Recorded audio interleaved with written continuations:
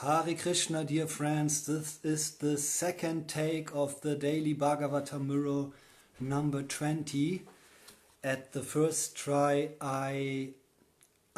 unexpectedly our chimney sweeper rang at our door, so I had to interrupt the whole session.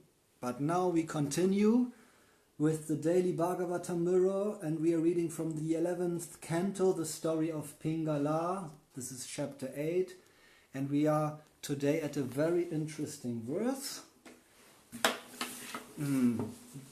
Stay tuned, and we start with a short Jaya Radha Madhava. Jaya Radha Madhava, Jaya Kunja Vihari, Jaya Radha Madhava, Jaya Kunja Vihari, Jaya Gopi Janavallabha, Jaya Girivaradari, Jaya Gopi Janavallabha, Jaya Girivaradari, Jaya Yashodanandana, Jaya Brajajanaranjana, Jaya Yashodanandana, Jaya Brajajanaranjana, Jaya Yamunatiravanachari, Jaya Kunja Vihari, Jaya Yamunatiravanachari, Jaya Kunja Vihari. Hare Krishna, Krishna Krishna, Hare Hare, Hare Rama, Rama Rama, Hare Hare, Hare Krishna, Krishna Krishna, Hare Hare, Hare Rama, Rama Rama, Hare Hare, Hare Krishna, Krishna Krishna, Hare Hare, Hare Rama, Rama Rama, Hare Hare, Hare Krishna, Krishna Krishna, Hare Hare, Hare Rama, Rama Rama, Hare Hare. Om Namo Bhagavate Vasudevaya, Om Namo Bhagavate Vasudevaya, Om Namo Bhagavate Vasudevaya. Narayanam namaskritya narang chaiva narotamam devim sarasvatim vyasam tato jayam mudirayat nashtaprayeshva bhatreshu nityam bhagavata sevaya bhagavatyutama shloke bhaktir bhavati naeshtiki.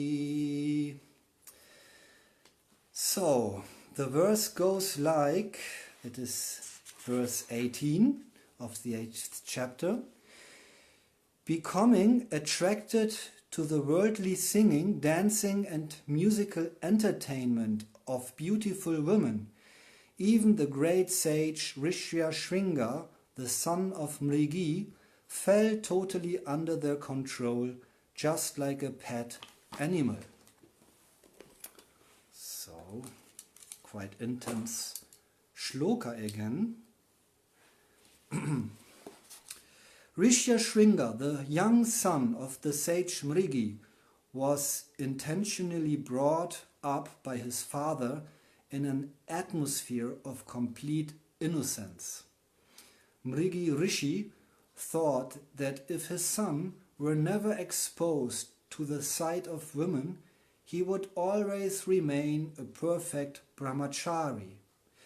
But by chance, the inhabitants of the neighboring kingdom, who were suffering from a long-term drought, received divine advice that rain would return to their kingdom only after the Brahmana named Rishyashringa stepped foot in it.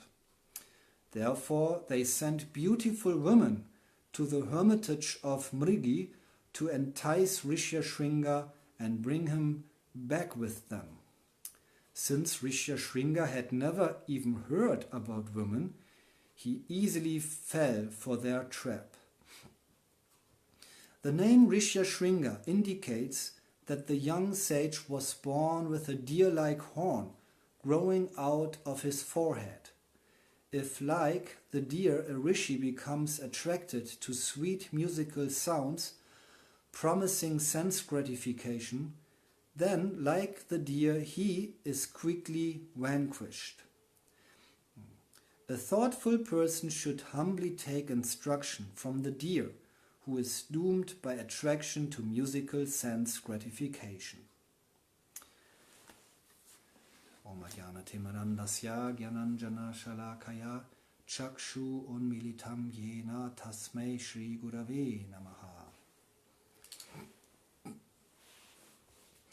So, this is a very interesting passage here in the Srimad Bhagavatam. As we remember, the day before yesterday, we heard about the deer, one of the anti-gurus, those gurus who show by their example what not to do. And this deer, or a hunter, can easily catch a deer by just going into the forest and play sweet music. And it will take only a couple of minutes until some deer will feel attracted by the sweet sound and then comes nearer to the hunter, and in this way the hunter either shoots the deer or catches the deer. So here in the next verse another example is given, namely the sage called Rishyashringa. And Rishyashringa, the name Shringa, the Sanskrit word Shringa means a horn. So this sage, believe it or not, he had a horn like those animals, I think capricorn, unicorn. So somehow he had this horn. I don't know exactly why, but he was a very, very powerful sage, and he was the son of another very powerful sage, and we know his name also from this verse, Mrigi. His name was Mrigi, and Mrigi, his father, the father of Rishyashringa, he once went into the forest to perform severe austerities, to perform very, very serious austerities. So he went there, and as yogis, we know from the yogis, they can do quite terrifying exercises. For instance, stand for hours on one foot, on one leg, or only drinking every second day a cup of water, or go into a cold river standing there for days. Those great yogis of yore, of other ages, they were capable of doing these very, very heavy austerities. So this was what this Mrigi Rishi was doing. And the king of heaven, Indra, he got noticed of those severe austerities of Mrigi, and he somehow got nervous, because the heavenly king, Indra, he is always in anxiety that someone on the earth planet is doing severe austerities, accumulate pious results, and then takes Indra's position as the heavenly king. And to be the king of heaven means you can enjoy more or less every imaginable sense gratification in the universe. So it is a very desired position to be the king of heaven. So when Indra noticed that there was a sage on planet Earth doing these severe austerities, he had only one thing in mind, namely to break these austerities, to make him somehow fall down. And so then he sent a very beautiful heavenly, we can say prostitute, but a very noble heavenly prostitute named Urvashi. He sent this lady, very beautifully decorated. He sent this girl, this young lady, to the Earth planet with the task of, you have to break this rishi's austerities. So the best way to break the austerity or the vows of a rishi is that he is breaking his vow of celibacy. All these sages, they are brahmacharis, or they are keeping this vow of brahmacharya, celibacy. They are not losing their semen and indulging with women in sexual activities. So then this Urvashi, this heavenly prostitute, she went down, and by her female weapons she somehow could seduce this rishi, Mrigi, and finally at one point they had sexual intercourse. And the result of this intercourse was that Urvashi got pregnant, and she begot a child called, later that child was named Rishya Shringa. So what Urvashi then did, and Mrigi, that sage, was quite shocked. He was very attached to Urvashi, that beautiful heavenly lady. But Urvashi, she just left her, the rishi and also the child, and she went back to the heavenly planet. So the sage, Mrigi, was very upset. What is this? I just fell in love with this lady and we got a child, and now I am in the mood of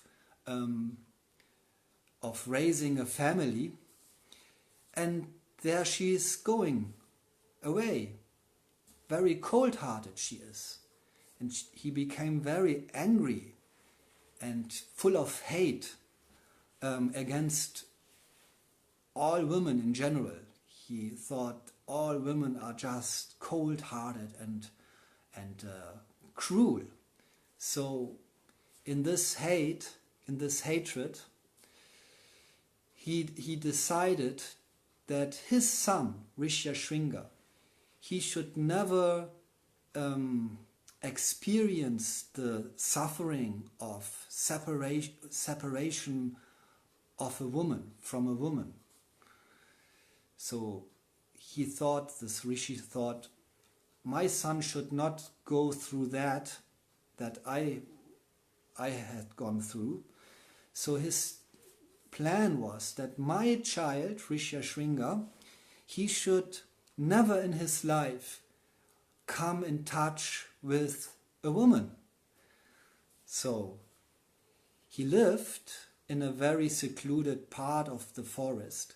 So he was taking care that no female entity entered into that part of the forest, so that his son Rishyashringa would never come in touch with any female living entity, what to speak of a human being.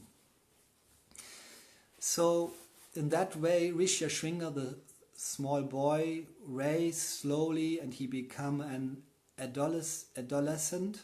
Yes, but still he was, quite in an age where he could marry, in a young age, let's say 16 or 18.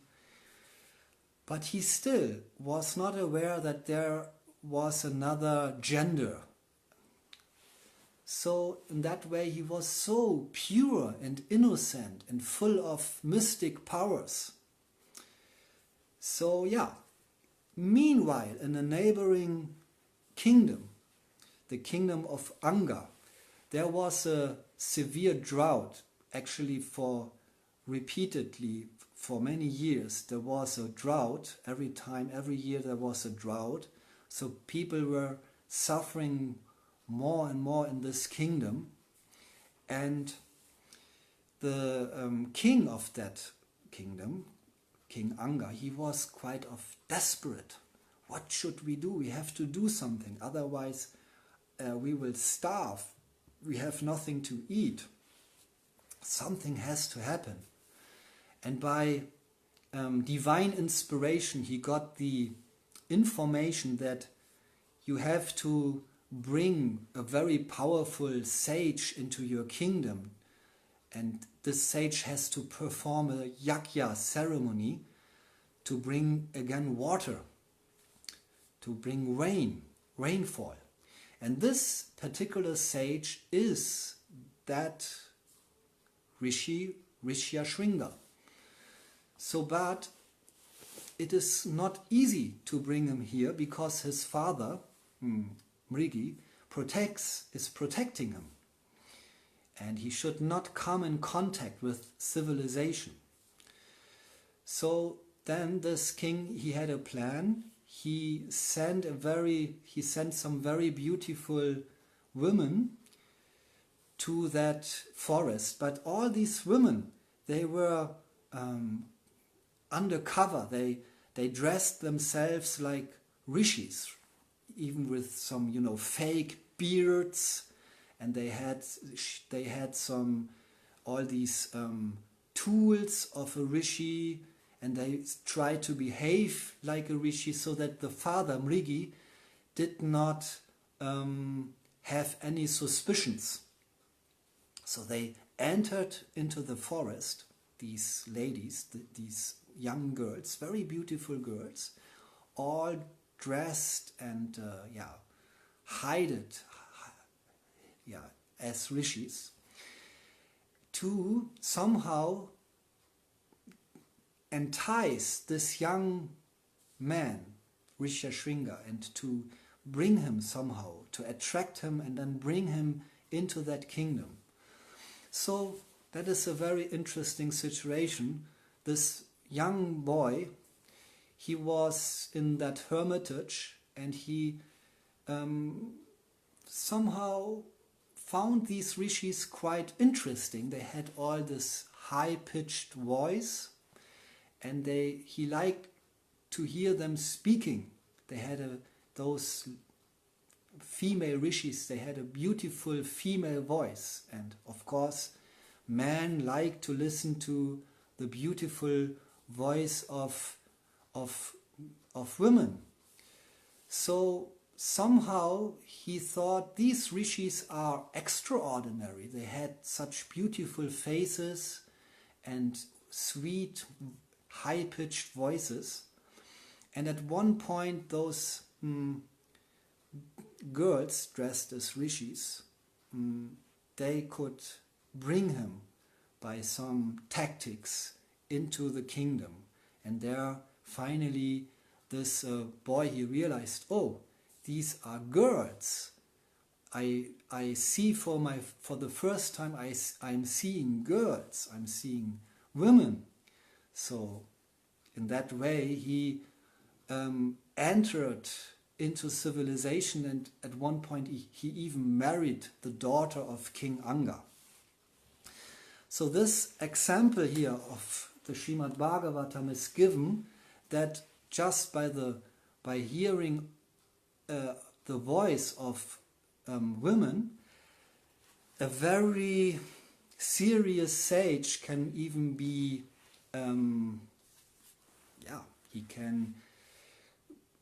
he can deviate from his path of austerities and spiritual life. And in the Bhagavad Gita, in the second chapter, there is an interesting verse, number 60. It is said, one second, it is said there, Yatato hyapi kaunteya purushasya vipaschita indriyani pramatini haranti prasabham manaha. The senses are so strong and impetuous, O Arjuna, that they forcibly carry away the mind even of a man of discrimination who is endeavoring to control them. So that means we might be a very powerful rishi or brahmachari or sannyasi, but if only one of our senses is somehow not under full control and is somehow attracted to one of those 5 sense objects, namely the sense of taste, the sense of touch, the sense of seeing, the sense of smelling, and the sense of which I have forgotten, hearing, of course. And that is actually the sense that is dealt here in this verse. Rishashringa was, because he was so innocent, he was attracted by the sound, by the sweet sound of the female voices, and thus he was brought out of this very innocent atmosphere. So this is the instruction we learn here. We have to, if we are serious in our spiritual life, we have to, as far as possible, control all our 5 senses.